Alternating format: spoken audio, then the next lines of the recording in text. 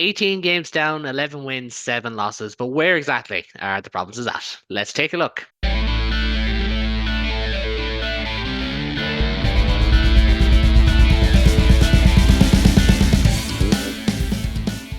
Hello and welcome to the latest episode of the Interpro Show, your home for all things Irish rugby from across the professional, amateur, men's and women's game in Ireland. Adam has joined us slightly fresher than ever before to discuss round 5 of the BKT United Rugby Championship as we close this chapter of the opening block. As I kind of said online the other day, blink and it's November, and that's literally the case at the moment. Adam, I'll let you start because you weren't here last week. Firstly, how are you? And are you delighted that this opening block is done, or do you prefer Rugby Championship, United Rugby Championship over November? I quite like I was saying last night after the other podcast that I recorded, I feel like it's a bit weird not having the United Rugby Championship about until the end of November. I feel like for an Ulster fan, it's filled me with the cautious optimism that I haven't felt in a good 2 years. But yeah, we've had a nice opening block. There's been some really entertaining games throughout the entire tournament. There's been some really weird talking points in terms of red cards and things like that as well, which I'm sure we're going to get into in this pod as well. But yeah, it's been an interesting season. I can't I would like at the minute seeing that Ulster's fifth. It's going quite nicely. It's going quite nicely. Yeah. Not too bad. We will come back to Ulster in a minute because, like your United Rugby Rewind podcast last night, you're going to be starting second on this podcast as well. But it was an Interpro, so that's why we will start with Interpros. We will do all season, apart from Christmas, where we have to choose one of the two. And Munster somehow got the job done 17-15 over Connacht. Ben, you were there in the East Terrace. There's always something to be said for winning and winning ugly, but by goodness, are Munster a team to just get it done the hard way? Yeah. Firstly, East Terrace, best terrace for anyone watching. Always East Terrace. Munster genuine. Yeah. Look, we were good. You're right. It was ugly. There wasn't an awful lot tried home about at 40 minutes, let alone at 80 minutes. Some stellar standout performances. Jack O'Donoghue, I know we're going to talk about him later on, but properly deserves a mention. He stood out incredibly well. Same with Jake O'Riordan, getting his debut, solidifying what was a messy, nasty win and just getting it over the line the last 20 minutes. Like for a game and the URC stats up very briefly, Munster had 9 clean breaks, 473 meters made to 200. On paper, it should have been a lot easier game than it was. Connacht came down, they were messy, they were gritty. If Sammy Elo ever wants to move to Limerick, I would gladly have him in a Munster team. He was incredible. Everything he touched just turned to gold. If I can, one little segue from the terrace. The Connacht fans have started chanting Elo in the way Munster fans used to chant Zebre. Chant Zebo, even. And the man beside me in the terrace shouted over, ER can't help you lads, he's off with Winnie the Pooh, which led to a bunch of, I'd say 15 to 20 teenagers all game just chanting ER at the bunch of Connacht fans. And it was just perfect Good, for the harmless East fun. Terrace thing. It was excellent. Yeah, Oh, I you love need East that, but Terrace. it just kind of on like Samilo will be a good jumping off point when we come to Connacht in a minute. But you touched on Jack O'Donoghue there. Fair enough, captain, leader, veteran, 2 tries. He was excellent. But Munster got this job done because of your Jake O'Riordan's, Tony Butler, Evan O'Connell, Ronan Fox, Shea McCarthy. Like there has been a constant talking point that Munster have won games in these first five rounds that they haven't done before. This time around, it's like, oh, not only are they winning games they probably would have lost, they're backing the young lads. It's not Craig Casey and Tom Farrell dragging them over the line this time. It's Tony Butler and Jake O'Riordan. And I know Alex Nycliffe was man of the match and Gavin Coombs was also superb. But like it is the younger cohort who are just taking the game to opposition, getting the job done. And that is probably coming from Macmillan's confidence and backing them and giving them proper cameos. Exactly. It's excellent to see. And I mean, I've been critical of Tony Butler a little bit. I think he had a couple of work-ons that he had to do in pre-season. He clearly has. McMillan has given him minutes that he wasn't getting previously. Jakey, excellent. Ruan Quinn came in and his line out work was incredible for that 25 minutes he was on the pitch. Cannot ask for any more from him. Little hat tip to Shea McCarthy. I know Shane Daly was excellent, but when Shea came in, he was just beating men for fun down the wing. He was superb. And like it says a lot that Munster have used, we're at Leinster levels of using players. We've used Mm, 41 players in 5 games. yeah. It's 5 Oh, wins. only Leinster are ahead, but it probably Leinster wouldn't be ahead if it wasn't for the fact that Ireland were playing. If not friendly fair. Yeah. You know? And like we're winning games we were losing last year. And that is the most important thing. If you run this game back 12 months ago, Connacht come out of Thomond Park with a win. They played in the way that, they played in the Connacht way. They've Lancaster tendencies brought in, but they come to Thomond Park every time, and it's like it's a URC final for them. They fronted up Absolutely. again. A little hat tip to Ronan Fox. I know you mentioned him, but his scrummaging was fantastic. He is He's a really tough filling man to that gap. scrummage against. He's really square, isn't he? Yeah, like looking at him, you'd almost think his technique isn't going to be great. Um, the way he gets his bind on is really interesting, especially in comparison to John Ryan, where he goes a little bit higher and manages to Mm. properly push through. Which again, for a man of his build, you'd almost think he's going to try and square up and almost porter it and go up along the inside. Yeah. But he's just mincing straight through your outside shoulder, and it is wonderful. And just on that, like you mentioned, Munster winning games they didn't before. So last season they got 5 points against Scarlett, so it's the same. Against Cardiff they lost, so they picked up three in the differential there. Picked up three in the differential against Edinburgh, 5 versus 2. Obviously against Leinster, excuse the typo, 5 extra points gained. Now they slipped back one because they did get a bonus point in this win. But 10 points better off against the same opposition than last year is a great start. The same can't be said for Connacht, however. And David, I'll bring you in here. It has been Look, we said it ourselves. We'll judge Connacht after the first 5 games, and now it almost feels harsh to say that because, by our own standards, we have to be critical because it has not been the best of Connacht rugby over the last, well, 4 games in this instance. Yeah, it's been kind of disappointing. They had a really promising start, and I think there's a lot of hope that Stuart Lancaster would come in and tidy up some of the messiness that Connacht have displayed in the past, costing themselves victories where they really should have been able to grind it out. In, say, contrasting the way that Munster have in similar fixtures. I think Connacht will be frustrated, like to look at the start of the season and go 1 from 4 is poor. There's no real way around it. And in games like the one this weekend, I think there's obvious fixes that they will be frustrated not to have done yet. Like Josh Ioane had an excellent game at 10, I thought, in his offloading, his game making, his passing was very good. But they need a better kicker. Like a lot gets said about the fact that they play in the sports ground. And for years they go, oh well, if you had to kick and go away, you'd have a bad kicking percentage as well. I remember actually someone looking up Jack Carty's kicking percentage and realizing his kick percentage in Galway was worse than most of the visiting tens kick percentage in Galway. So it's a workable skill. It's something that I think maybe they need to put more time into because this game could have been decided in the opposite direction if they just slotted even one of their conversions. That's what it ended up being decided on. So yeah, it's stuff like that that would annoy you if you're a Connacht supporter because there's stuff that's out of your hand. There's injuries, there's other teams' actions, but this is stuff that Connacht could do that they haven't been doing. Um, Even in the match over in Cardiff, like it's a lot of the stuff that we would have hoped for Lancaster to kind of tighten up. We know Connacht have the ability. We know they can attack. They scored three tries as well, with less possession. But it's the no talent stuff that you're like just do that. And Sam Miller actually thought was a good example of what you want from that. His carrying was superb, and he's a player who seems to have really grown into his position in Connacht. But his just yeah, his work rate was immense. You'd like to see a bit more of that from Connacht across the board. I was kind of heartened to see that it wasn't just Leinster who throw intercept passes against Munster. Stuff like that will annoy you, but in that I watched that back and I went, it's not. I wouldn't even really blame Connacht in that one. That was just a really good piece of work to spot what was about to happen and step into the gap. So I would almost give more credit to Munster on that front than blame on Connacht's end.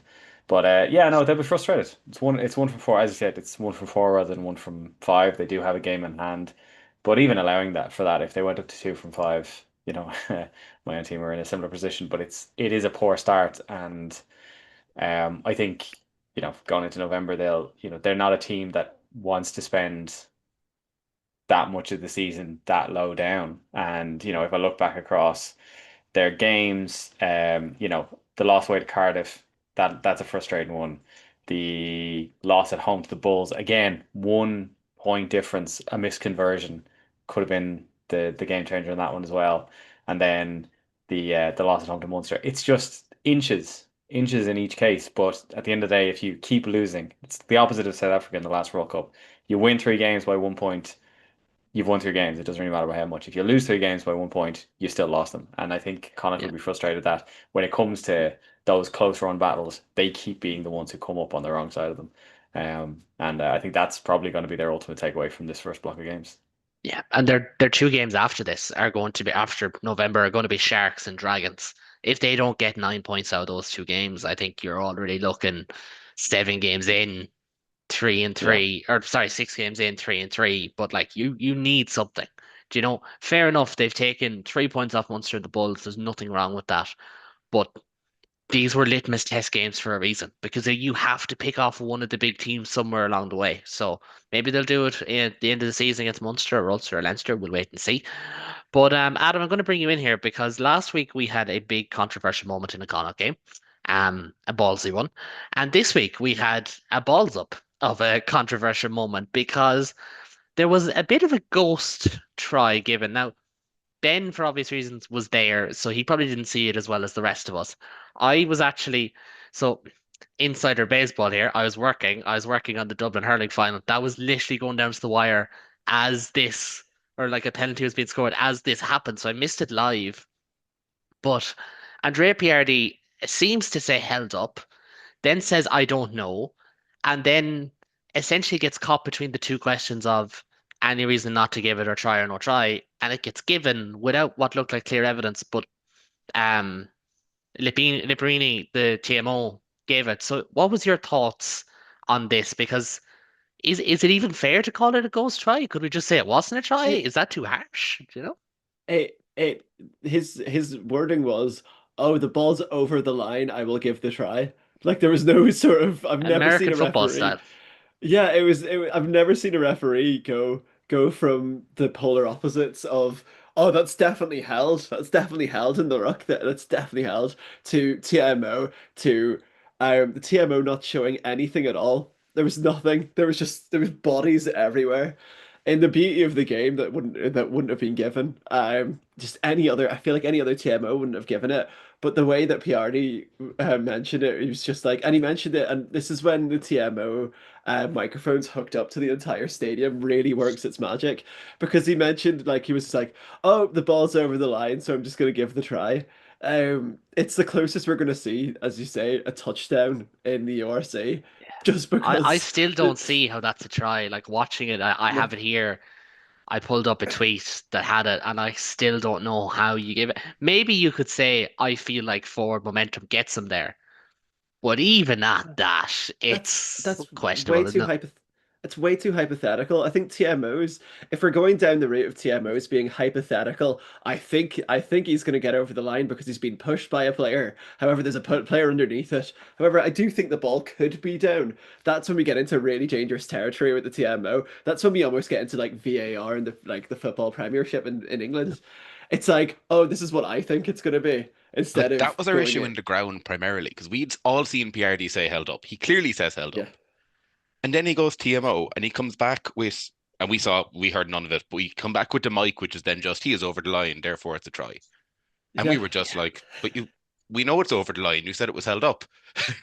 And you can't see clear grounding. That's the thing. And like the thing is, for you, Ben, like you'd be conscious of, I can't be too critical here. If it sounds like I do, then it's like, well, you still won the game, which is absolutely true. Munster still won the game. But interpros are often decided by calls like these. And like for me, look, I'm not one to call out referees. I do think the standard No, of refereeing globally is on a little bit of a dip because of the law incentives and whatever. These particular calls I always feel aggrieved by because don't tell me it has to be quicker. Like you just get the right decision. Do you know what I mean? It shouldn't take that long to get the right decision. a lot of But the for issue me, is, and World Rugby have made the point of like, they brought in the TMO mic to allow fans to hear what's going on. mm, But if we are seeing held up, clearly communicated held up in the ground, and then he comes back with the ball is over the line. And the point we made in the ground was we know it's over the line. It can't be held up, it's not over the line. yeah, That was the location of the ball was never in question. And we've yeah, seen, as Adam said, was it 4 or 5 replays of a Yeah. mess of a ruck. We're like, okay, It's what we doing? it's insane, and it's just that same old, isn't it? Isn't it? Like it shouldn't happen as well with the fact that the referee is classed by World Rugby as one of the best referees in the world. Do you know what I mean? Like he wouldn't have gotten all those like Lions tests and stuff like that. I do find it really interesting how he like if he's a referee, he saw it being held up, he calls held up, he should just back that. He Yeah. should be, do you know what I mean? Like or his questioning should be, I don't see any clear grounding, no try. Go to the TMO. Is there any grounding? No, no try. Do you know what I mean? Like we've seen it. We've seen TMOs where it's been expertly like managed and expertly talked to. I thought the Leinster referee against Zebre was very good at doing that, at really explaining what he wanted to see from his TMO really And you know what? extensively. There's a point to be made there in the anglicization of rugby communication as well, because you are asking the likes of Andrea Piardi, Nick Kelly, French referees, whoever it is, to communicate in a second language often, and that can often lead to issues, I believe. Do you know? Not, Yeah. I don't think this is one of them. I think this is a interpretation issue. But I do believe that does happen as well, and like putting the spotlight of like the mic, and it's a good idea in theory. But I do think like if you want more English speaking referees in the crowd, promote English speaking referees. Do you know what I mean? If you want more foreign referees, let them speak their own language then if that's the case, Yeah. and make things a little bit more seamless. Because right now I do think we're in a like as much as this call for one for me is like you have to get this right, there's also the element of like the game as a whole is not helping referees. It is incredibly No. difficult at the moment to Yeah. officiate, and that is an issue in and of itself. But we won't dwell on that because look, we've got 4 internationals coming up in the next few weeks. We could have a long time to go over referees. We don't know. But Ben, just to kind of come back to you for a second, like mentioned Munster, the young guns playing well, but you mentioned Jack O'Donoghue. Alex Anfield got man of the match, and Gavin Coombs was Gavin Coombs. Yeah. I think that's just what you call that. He was Gavin Coombsy.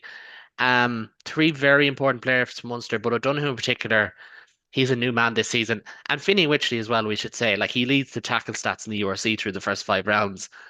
Two men who have just, I'm not going to say come from nowhere, because that would be disingenuous, but have just become super important very, very quickly.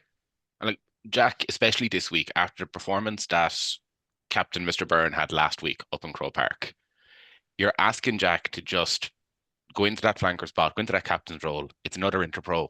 Step up, do as good as we know you can do. Like Jack O'Donnell, who's led this team game after game after game. We all know he's excellent.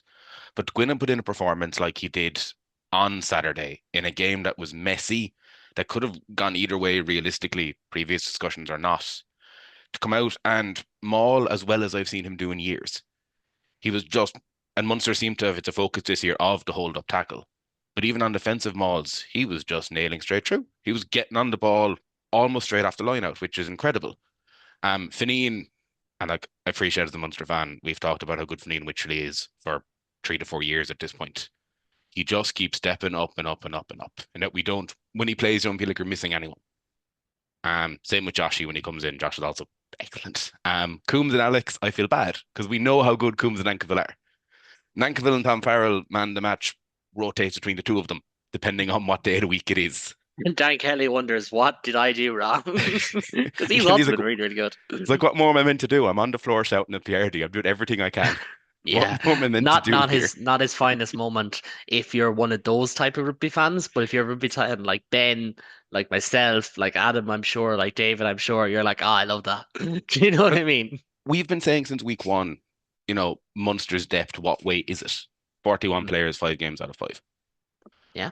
Our depth is doing And exactly what it needs to. And there are performances that you're a little bit like, okay, that needs to be better. But there's players stepping up into those roles left by internationals, by injuries, and are taking that jersey and saying, come and get it back off me. yeah. And it's all And any of us want. I touched on this in another podcast. Like, fair enough, Roman Solno is probably the only big name player yet to feature this season. But the likes of Mark Donnelly, Kieran Ryan, Danny Sheehan, Max Klein, maybe Darren McSweeney, hopefully Conor Ryan, Luke Murphy, um, maybe even a Gordon Wood, Sean Gibbons. Those lads could all well feature. Now, this weekend, Munster play Argentina. They do have a good few injuries. I mean, in relative scale, do you know what I mean? Um, they'll have a few absentees. It may not be as weak of a team as you'd expect, I would love to but they got see. loads of guys to come in. I'd love to see O'Riordan get another game this weekend. Like it's, Would you start him? yeah. I personally would. I don't think Argentina test squad come to Thomond Park. Whoop-de-doo, it's excellent.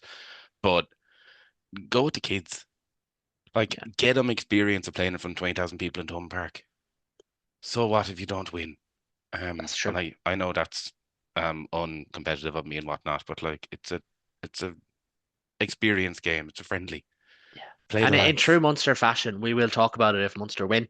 I don't think yeah. there's enough to preview. Like we're recording now on a Monday. We haven't got a single squad update. We don't know what the Argentina squad is. Oh, You know, if there's no Munster win, point. I'll get But like a little Puma teddy somewhere in the background just to point and laugh at it. But like that would be the extent of it. just quickly for myself on this one, like obviously, as I said, I was working. I didn't get to catch all of it, or well, it was on beside me, but you know what I mean. Work had other ideas at times. I do believe that Munster winning these games, and I just realized I spelled Munster wrong in the program notes. I went with Munter. I do believe Munster winning these games is important because last season they either struggled to get over the line or they were blowing big leads or whatever. Like against Cardiff, they were pretty much in front for most of that game. Against Connacht, they were in front for a lot of this game. Um, against Edinburgh, they were ahead for very little of that game, but they did come back and they did win that one. I do think it is very important that Munster learn from this, and they have a month now, and I think 2023 is a good example. When Munster have a month together of players' fit and training, they can typically make it gel. But like their next block, and we'll talk about it coming into the month: Stormers, Bath, Gloucester, Ospreys, Leinster, Ulster, Toulon, and Cast. No gimme there at all. Maybe Cast in round 4 Europe potentially. No gimmies. But on the flip side, Connacht, as I said, if they're not picking up, 9 points from their next two games, against what I say was the Sharks and the Dragons, they're in trouble. Do you know what I mean? Like they've the Sharks at home, they've the Dragons away. Even like, they've Black Lion in the Challenge Cup. Like they should be rotating heavily. They should be getting 5 points there. I'd be very concerned if Connacht aren't, realistically they should win their next 4 games. They should win away to the Ospreys in the Challenge Cup. If they're not winning their next 3 games, there's serious concern ultimately because they have the players. Like it's not, yes, their squad might be a little bit thinner than it used to be, but like it's still plenty good enough to be winning these games. Realistically, they should have won one of their last 2 games. Not getting over the line in either is probably more of a concern than anything, especially after being so flat against Cardiff. And you could argue we haven't really seen them step up since then. But we will move on to Ulster in just a minute. But before we do, make sure to subscribe to get all the latest content ahead of a busy month of internationals. I'm delighted to say that last week was our most popular episode yet. So big thank you to everyone who tuned in to that show. But as always, if you could share this with one friend, leave a comment, do whatever, it makes a huge amount of difference. And thank you for all the support so far. The channel and the podcast are only going to keep on growing. But from the junction past Limerick to Joburg, as Ulster looked to but failed to continue their winning run as the Lions halted a 49-31 win in Ellis Park in downtown Johannesburg. Adam, I'll start with yourself, and you can give bigger picture on the week before as well, seeing as you weren't on. I don't mind. It just felt like too many injuries got in the way for Ulster, having been relatively first choice a week ago, and then quite depleted this week. Yeah, I feel like it's just been like it wasn't a game where I was disappointed to lose. Of course, I will be disappointed to lose games. However, I feel like we played very well. I think we played very well given what we were given, essentially player wise. We started Tom Stewart at 7, and we said before about that would probably only work if Augustus was still playing, but he pulled out. He pulled out about an hour and a half before the game started due to failing a fitness test. Would that game be different if Augustus played? Probably. I think he's that type of player that he's good enough that he could change that game. Um, I I think Bryn Ward had like an okay debut given the fact that he was basically thrown into it completely. But yeah, I feel like just our depth was really tested, and I find it quite worrying as an Ulster fan the fact that we did put a hooker in at 7. I did know like he did play in like a relatively good game against the Sharks, Tom Stewart at 7 for 20 minutes of a game. But that was 20 minutes of a game. That wasn't that he was starting the game and playing there. He did what he needed to do, but at one point we had three hookers on the pitch and we had Rob Herring play 80 minutes. Like that for me as an Ulster fan is quite worrying. The fact that we had three hookers on the pitch, three hookers on the like it got to the point where James McCormick came on, and I was like, right, okay, there's Rob Herring and there's Tom Stewart, and then yeah, it was sort of like that was the feeling throughout the game. I thought our attack was pretty good. I thought that we got really tired towards the end. I didn't realize how much we were playing up in altitude because the commentators kept on mentioning about altitude. I feel like there's a lot of our players were really tired. I feel like Nathan Doak must have carried something as well throughout that game because he wasn't kicking. No, He he didn't wasn't really himself. he wasn't himself, no. I feel like we were really tired. But saying that on the flip side, I'm really pleased with the losing bonus point. I would have been really happy with 2 bonus points, but those last 10 minutes, as I said, it was tiredness. It was just we didn't let the attitude didn't drop, which is good. Like we still were really fighting it. We were really putting our game into it. Whereas I'd say a year or two ago under a different regime, we would have been down and out and just let them on through, whereas we were still scoring tries, we were still peppering them, we were still Yeah. trying to think of different things. But yeah, it for an Ulster fan it's weird. Of course we didn't have our Ireland players as well, and it really shows how much the likes of like Ian Henderson's been doing in that squad defensively, I think, as well. And the likes of Jacob Stockdale as well. But to be fair, Robert Balaguer was unbelievable. When we Yeah. talk about And back threes. I might jump onto that now with yourself, Ben, because again with Ulster, it feels like, oh, we have to talk about this backline, we have to talk about this guy, that guy, or the other. But Rob Balakoon, a hat trick with like only 8 touches, two brilliant finishes from close range, and one long range score. Mike Lowry just guiding across the field as he always does. James Hume was superb. As we mentioned before we hit record, probably looked like a player who started to fatigue, and it looked like the case. But like again, as we talked about so many times with Ulster, if they have their first choice side, they will be dangerous. It's when they have to go down the depth chart a little bit, and you're starting Bryn Ward and Tom Stewart in the back row, and you're, you know, things like that, or Doak and Murphy can't go 80 minutes. You start to see it a little bit more, but like first choice squad with the likes of Hume, Balakoon, obviously Stockdale missing, Timoney missing, McCluskey missing. It's pretty good there. But on Hume, Lowry, Balakoon, arguably the three I best mean, players. yeah, and arguably the best backline URC currently. Balakoon, I mean, you mentioned the two short range tries, they were excellent, but that long range try should be played. It's close to try. It'll be close to try the season. He's just so good. Isn't it great to see him Um, off his wing too? It's just like this first Ireland try he scored against USA. He yeah, gets one touch off his wing and he's gone. like as you said, he got what, 8, 9 touches all game. Eight, I think, yeah. But anytime he got it, he was either scoring or he was making 15, 20 meters per carry and making Lions players who aren't mugs just looking like they should be nowhere near him. Lowry again, some of his escorting runs, some of his kick throughs are just excellent. Like James Hume, he's what he is. Jude had a decent game. Yeah. Probably not his best this season, but it certainly wasn't a bad game. I would just very briefly, because I I thought he have started really sharply before you move off on Jude, but yeah. my Joe Hope stocks are higher and higher and higher and higher and higher. He was so good in an Ulster pack that struggled, as I said, dude, a hooker at flanker. I mean, Bryn Ward's making his debut. What I don't know what Ulster are meant to do in that scenario. But Genuinely. you're putting a kid in at second row, and he was just fantastic. Again, It's Yeah. so nice that the academy's producing. We've got Charlie Irvine as well. They're like both near enough touching 6'7", and they're both absolute units. It's Yep. so good to And see. don't And forget the three back rowers of Bryn Ward who played in this game. Lorcan McLaughlin, whether he kicks on or not is another thing. He hasn't played for us yet. And James McNabney. yeah, Those lads are all under the age of 22, 23. Do you know? yeah. Mhm. Like, But oh, I might just bring David in here if you don't mind. Because David Ulster had 10 players listed in that Ireland XV squad. We mentioned the likes of Lowry. I know Hume missed out, which is a big call. Jude Postlewaite is in there, Jack Murphy and Nathan Doak. You are hoping that if that game is anything positive, it will be in the sense of lads who are very clearly should be maybe third choice, give or take, or maybe fourth, but third or fourth, can put their hand up, can have a big showing, can show what they can do. And with like just pick the backline for now. Tom Stewart is captain as well, I should say. Uh, Nathan Doak, Jack Murphy, Robert Balakoon, Jude Postlewaite, Mike Lowry. If they're all there and they put their hand up, then that's better for Ireland, isn't it?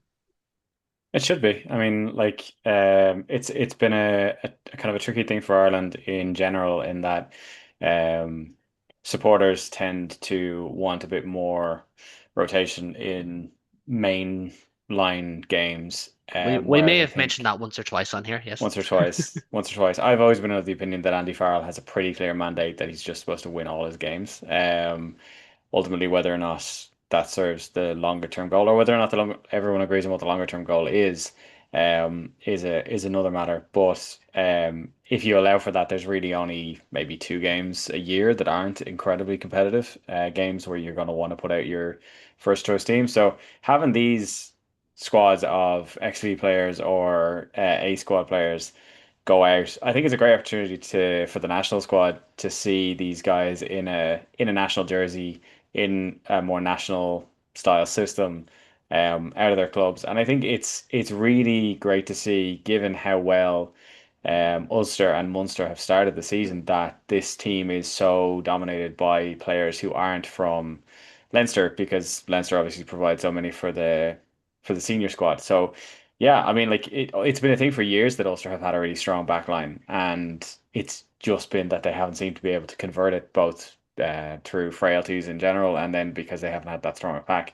This season, they seem to have sorted out some of those issues, and they're thriving because of it. Important to remember they have a game in hand too. They're three wins, but it's 3 from 4. The one game they're missing is away to Edinburgh. I think they'd feel reasonably confident about that match, and if they could pick up 4 or 5 points from that, they'd be up in the top four.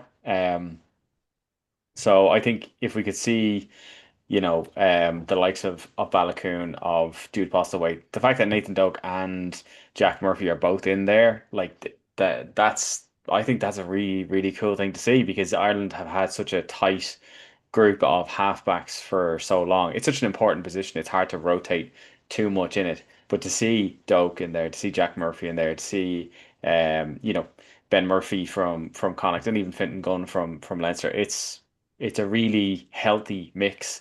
I think if we could get that kind of mix in the senior squad, it would make a lot of people a lot happier. In the absence of that, having them here, getting to watch these guys out there, getting to watch, Sam Illo, getting to watch Darren Murray and Evan O'Connell and Zach Ward and Carl Ford pull on an Ireland jersey, and however well watched the game is, I think there's some people who would definitely pick a trip to Spain over a trip to the Aviva in November. Yeah, I think it's a great thing. If we could get more of these games, it'd be better, and I think it wouldn't be a bad thing as well from a greater rugby perspective. I'm sure Spain are chomping at the bit to get an opportunity to play this. I'm sure a team like Portugal would love to play a couple more games like this. If you look down the ranks, even and beyond that, like I think it's a good thing for Ireland, and it's good for the other teams as well, and I think there's only positives out of it. So I'm really excited to see if those players can translate what has been a really good starting season club form into a proper demonstration of what they could potentially provide to the national squad, which is aging. So I think it's only a good thing, and I'm really excited to see how those players go. Yeah, completely agree. And Adam, I'll give you the closing word, because one of the themes of this week's show is kind of trying to get a gauge on where the provinces are at. 5 games down. Yes, 4 for 2, 5 for the other two. But like Ulster have Benetton at the end of the month, right? At home. You'd back them to win that just because it's in the Affidea Stadium, as we're supposed to call it. But I think this break has come at a good time for Ulster, is it fair to say? Like, lads just started to pick up niggles and knocks and whatever, but like they've had a good first few games, good first few weeks. Like they even had a preseason win over Edinburgh. It's easy to forget as well. Like so they did decent preseason as well. We'll take the points from that, please. Thank you. Take the point. Yeah, sure, why not? I think it's only fair. But we parked that. They've started strong. They're in a good position. I think they should be really, really happy where they're at, shouldn't they? Yeah, I think so. I think at the start of the season I've been on many podcasts where we were sort of like written off. And I was sort of the one to be like, but there's a couple of these guys coming through. There's a couple, on the other podcast that I do, United Rugby Rewind, when I think it was the only one to put them in the top 8. But for now, in the starting block, I don't think we've had a starting block in a good I would say It's the 3 or best in 4 3 years, I seasons. believe. Yeah, yeah, and So it's the best start we've had in about 3 or 4 seasons, and you can see where the coaches and you can see where Richie Murphy's coaching setup is really improving in terms of not so much the scrum, but I feel like that's more we've got a really young front row. You've got Sam Crane, who's quite young, Scotty Wilson, who's also quite young, and when you have Tom Stewart in that hooker as well, he is also very young. Their time will come. I feel like when everything starts to click, which at the minute we're starting to click in the back line, our forward pack on the loose as well. I think we've just gotten that bit better as well. Yeah, it's very positive. It's very positive. I think that when I started these podcasts, I used to be the most the most excited Ulster fan ever, and then that sort of died with Dan McFarland. But now I'm like, wow, Richie's cooking, and Mark Sexton also is as well. I I'd must like the add. record to show that I'm pretty sure the first podcast you did with me on Ulster was when McFarland was let go or resigned. Oh, So that was the emergency podcast, and I was in a room emergency with a pod. flickering light. I was in a flickering light room. But we'll jump off Ulster. We'll move on to Leinster in just a minute. But we do, as always, have a quick run through the AIL. In the women's AIL, Galwegians and UL Bows remain top thanks to comprehensive try bonus point wins. Elsewhere, Railway got off the mark against Tullow. Black Rock continued their good form as they crushed Ballincollig. And Belleville overcame Wicklow 34-13.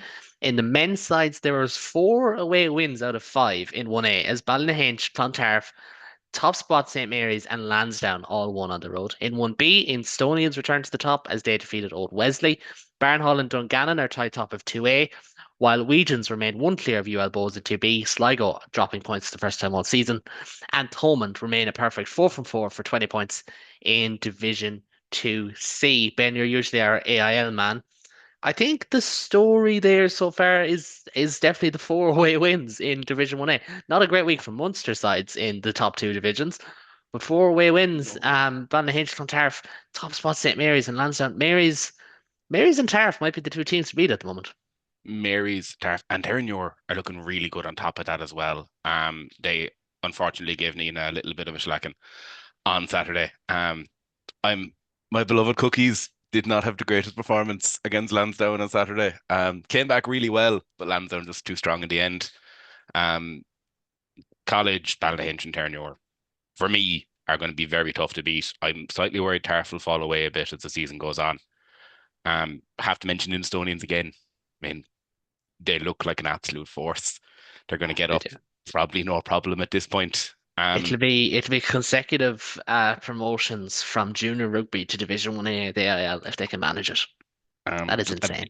A very brief 2B is starting to look really interesting. Galwegians, Bows, Sligo, Malone, only a game between the 4 of them. Mm.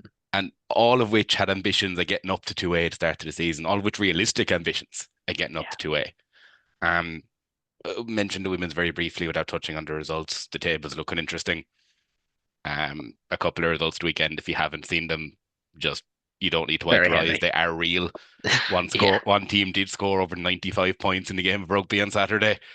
But It's a pity look, that that's where we like we'll probably talk about it another week where we're not as tight for time. But there is that kind of like top 6, bottom 4 element of women's AIL. And like in I mean, fairness to the likes of Ballincollig and Wegians, like they've kicked on in recent years, but there is still that like no, and like we've imbalance. said in recent weeks how good women's AL has been. There's been cracking games and cracking results, and we're going to have weekends like this. I think it's wrong not to mention it in a little AIL corner that we do. But again, the league is growing. The league will continue to grow. Um, yeah, another cracking again in AIL.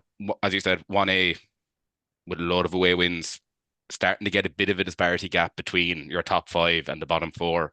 Unfortunately, even already now. Mm. But And the look, likes of Nina, you feel like they really need to pick up a win sometime soon. Nina need to get Because a win, and they're they're getting. a solid team. Like they're not like this was their big loss, but typically they've been in games.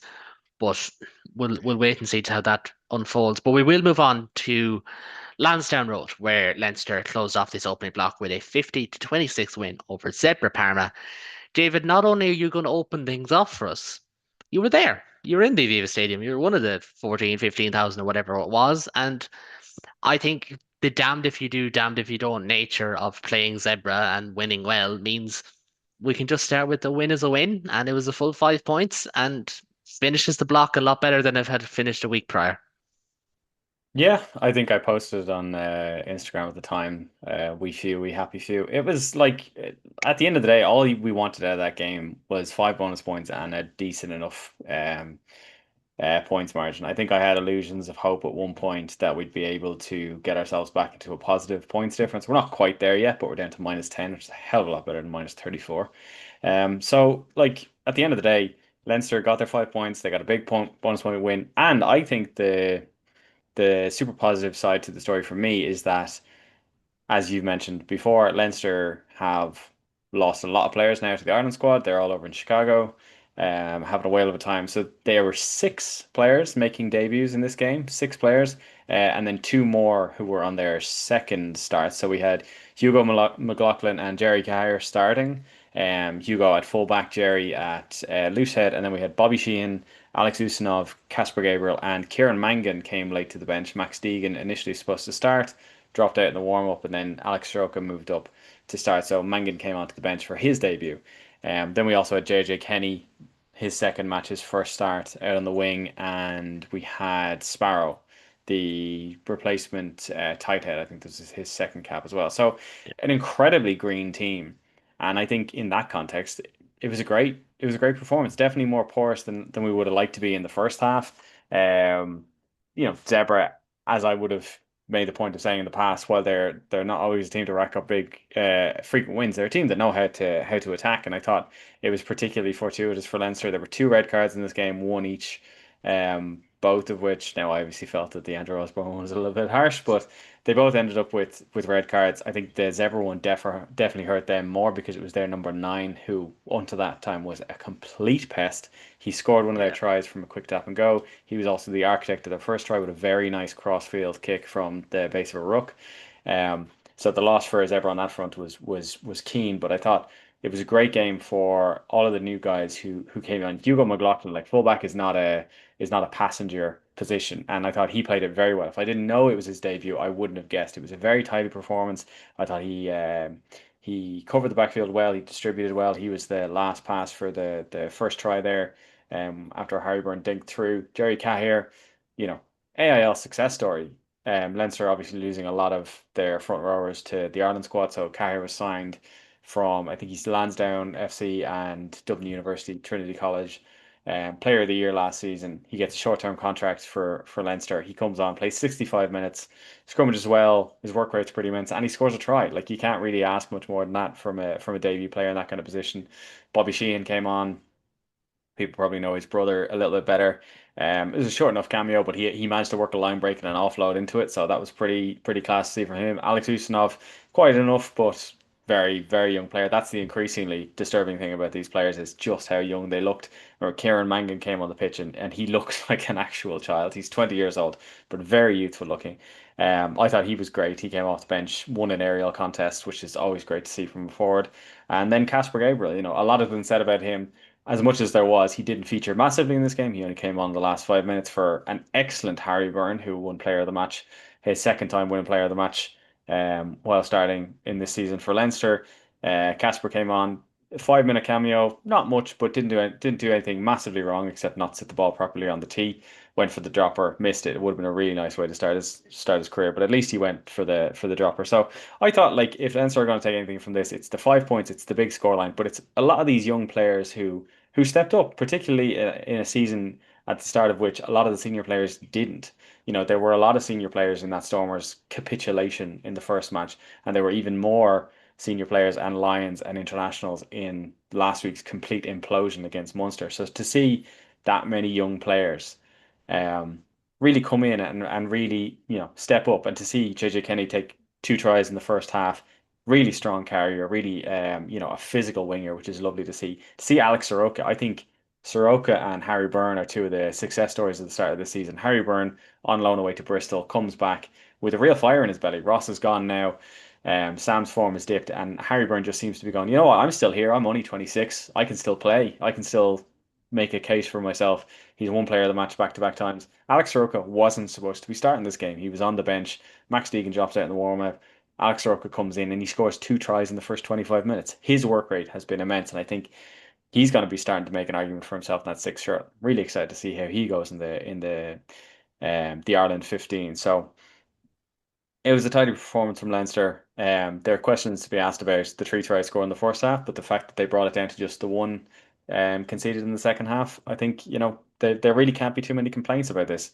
And it's the kind of like, it's a nice way to finish out the block of games because, as you said, it hasn't gone the way Leinster would have liked it to go in the first 5 matches. 2 from 5 now, not great, but they're back in the top 8. They finish on a win going into November, and you just have to hope that the players who went away to Ireland camp come back a little bit more battle ready. And yeah, I think at the end of the day, job done is what Leo Cullen will be saying to end this block of not always fantastic games. Yeah, absolutely. And Adam, I'm conscious that I made 3 notes. One is a win is a win, the other is red cards, and the other is debutants. And David touched on all of them. So I'm a little bit lost for words here at this moment in time. But I think to just kind of go back on it, like Leinster have not made a start to the season that they will be happy with. Like we flashed up the Munster graphic earlier of their differentials, them being +10 on the same fixtures. Leinster at -9. Games like this in isolation, good. The block as a whole, not so good. But just I think the idea that they finished off on a high, they had 6 debutants, like a quarter of your squad making their debut. A lot of inexperience, and they got them in. They scored 50 points. Like you can't ask anything else of them. No, you really can't. I think I really like the look of Soroka that David mentioned. I really like the look of him. I thought is like I think there was like a couple of players that you're like pointing out in that game that you think like when you looked at the squad originally, you were just like, who? They've got another Shane. Like, did he sneeze in the gym, and did they like really quickly do up his DNA and just put him in? Because there's another brother in the Leinster system that we're gonna be bothered by in the next couple of years. But yeah, I think for Leinster, I think this is a really positive step in what has been what has been quite a weird turbulent first block. And I think this is the game that Leinster need as well to also be doing the six debuts, because you're going to be leaning on that squad a lot more than we expect now, because when it comes to November, we're going to get to the end of November. As soon as November finishes, you've got that weird Champions Cup block, weird Interpro block, and then your Ireland squad's away by the end of January because of the Six Nations. But yeah, I think for Leinster, I think this has been really a really good game for them. I think the first half was really interesting, really cagey. I thought that the 2 red cards were very they were supposed to be given. I thought the Zebre red card particularly was quite a rough one to watch in the replay back. But yeah, I think it's a very interesting game. I thought that the 20-minute red cards don't really work for me still. I feel like that this game also proved that as well. Having to substitute a player back on after 20 minutes after not necessarily, I thought the Leinster one was a red card, but then now you've got this question of, is there a soft red card? Is there a hard red card? Because at the end of the day, they're both going to get given and they're both going to be 20 minutes. Is there going to be some type of blue card introduced where you have, oh, it's borderline red card, you can get subbed on? Because I that's don't know how you we're gonna get to have to. blue with that. Like orange card makes a I lot think more sense orange there. card, yeah, orange card, yeah, Purple. there we go. Purple. But yeah, but a purple card. But yeah, it's like one of those. It's really questionable because that was a soft red card compared to quite a tough red card Yeah. against Zebre because of how brutal it looks. But yeah, it was a really interesting game. I thought Zebre were really snappy in the first half, but then again, Leinster, if I had a team, if I had to put like a player like RG Snyman on the bench as well, we could say about six debutants, but if I had RG Snyman on the bench as well, I'd be pretty happy with that. I think Harry Byrne is playing very well. I think he's playing particularly well. I think he's really coming into his own in terms of that as David said, he's stepping up, he's putting his hand up. Prendergast has had that really weird sort of start. Is it fatigue? Is he getting played too much? It's that sort of question. But Harry Byrne is there and he's showing his hand and he's getting there as well. Like he's playing really well. But yeah, I think this is a really needed Leinster win. I think the bonus point was needed. The defense still needs to sort of fix itself. That first half. I know there was 3 tries in the first half, and then there was one more try for Zebre at the end. But having Zebre score 28 points against you as well is a bit of an interesting one. But still scoring 50 points and doing it so dominantly is the Leinster that we know. Do you know what I mean? It's the Leinster that we know starting to come back, and for all the other provinces looking around, I'm sure we're keeping a very close eye, very close tabs on the likes of Bobby Sheehan, because they will show up in a game against us and he will do something that you're just a bit like, oh God, why have we not thought about that? But yeah, it's Leinster. They're getting back to the team of old. They're slowly getting there, but I feel like, as David said, I think it's where they would rather be now, given the start that they've had with all their seasoned veterans as well. Yeah, I would agree. Gentlemen, we'll leave it at that for the URC chat. Just really quickly on the predictions league that we have running. We all fell at the hands of Ulster. We all believed in the Red Hand, and they didn't quite get it done. So Ben and David remain in the lead as we head into the November window on that one. David, I believe you're not with us on Thursday, so just really quickly, because we will be back to preview Ireland, New Zealand. Really quickly, how is it going to go? Without a team sheet, without a squad update, without knowing the weather. Yeah. Give us a guess. I'm gonna say Ireland will show up, but they will ultimately fall. And I think it'll be mostly because of New Zealand having had a much longer lead in, being much more settled squad. Ireland can sometimes start slowing these things. But yeah, I think it'll be competitive. I think we'll go right down to at least the last 60, 70 minutes. But I think ultimately, it might be a step too far with a few important players either missing or rotated. And I think ultimately it'll be a one-score game, but I think New Zealand will come out on top. Well, we'll get the predictions of the other lads and myself later on the week. We will be back on Thursday to preview the upcoming autumn test as a whole, and of course Ireland against New Zealand in Soldier Field, part two, I suppose technically. But gentlemen, we'll leave it at that for this morning. As I've said before, if you like what you see here, please do subscribe, hit the like button, hit the subscribe button. Wherever you get your podcast or on YouTube, we're making huge strides on that particular platform, so make sure to follow us. And as always, we appreciate your comments, good or bad or indifferent. Even if you just want to say hello, we'll say hello back down below. But from me, from all the gents, we will be back, as I said, on Thursday for that big game preview. But until next time, Slán, agus Beannacht.